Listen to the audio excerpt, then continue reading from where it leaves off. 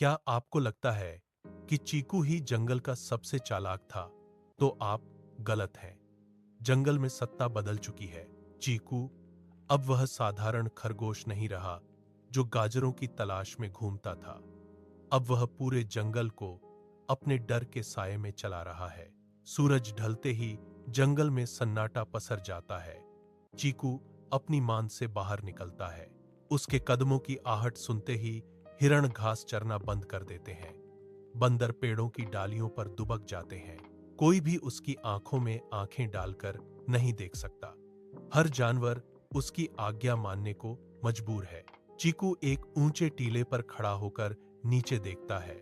वह अपनी मर्जी से रास्ते बदलता है और पानी के स्रोतों पर कब्जा करता है।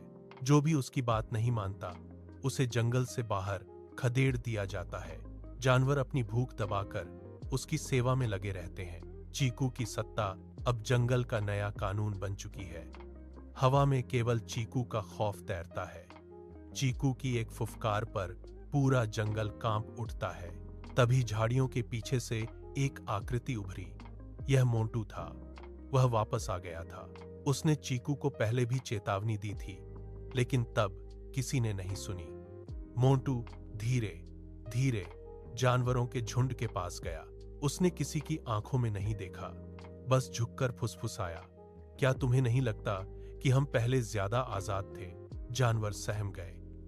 उन्होंने इधर उधर देखा और कांपते हुए बोले, अगर चीकू को पता चला तो वह हमें खत्म कर देगा। मोंटू मुस्कुराया। उसने कहा, डर ही उसकी सबसे बड़ी ताकत है और हम उसी डर को हथियार बनाएंगे। मोंटू ने जंगल में एक खबर फैला दी। उसने हर कान में यह बात डाली कि शेर सिंह वापस आ गया है। यह खबर जंगल की आग की तरह फैली।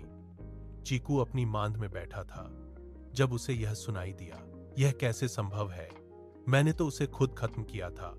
उसका आत्मविश्वास पहली बार डगमगा गया। चीकू की सांसें तेज हो गई थीं। उसने अपनी मांद की दीवारों को खरोंचा, लेकिन वहां कोई उत्तर नहीं था।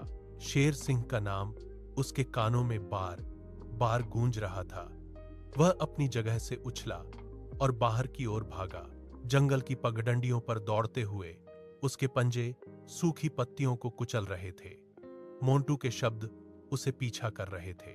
क्या सच में शेर वापस आ गया है? चीकू ने एक लंबा चक्कर काटा और घने पेड़ों के उस हिस्से की ओर मुड़ा जहां सन्नाटा सबसे गहरा था। वहां एक पुराना कुआं था जिसकी मुंडेर पर काई जमी थी। हवा में नमी और सड़न की गंध थी। चीकू वहां रुक गया। उसके पैर कांप रहे थे। उसने उस कुएं की ओर देखा जहां उसने बहुत पहले शेर को फंसाया था। आज वहां की खामोशी उसे काटने को दौड़ रही थी। उसने एक कदम आगे बढ़ाया।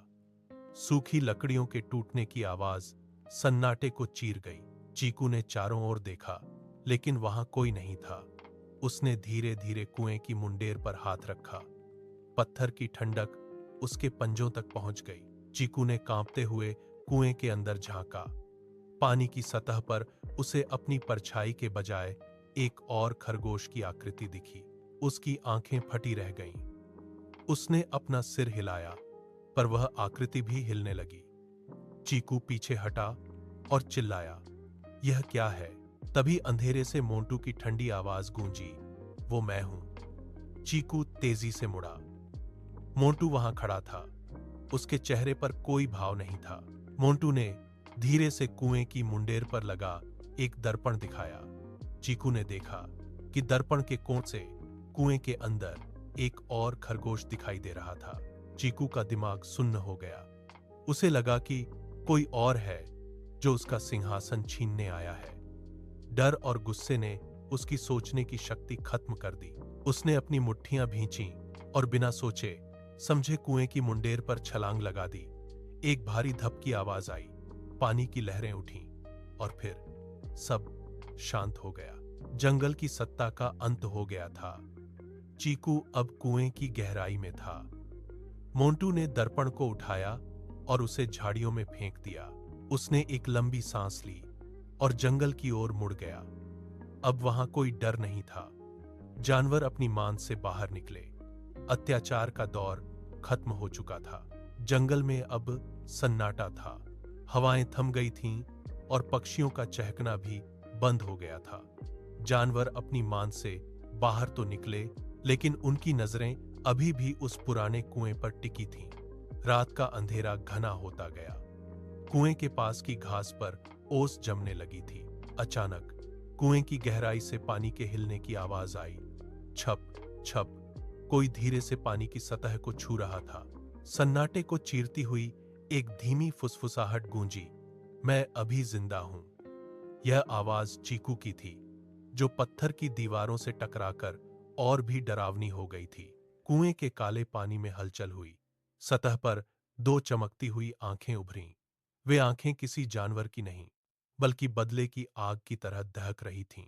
क्या चीकू का अंत वाकई हो गया था? जानिए 3 पार्ट में।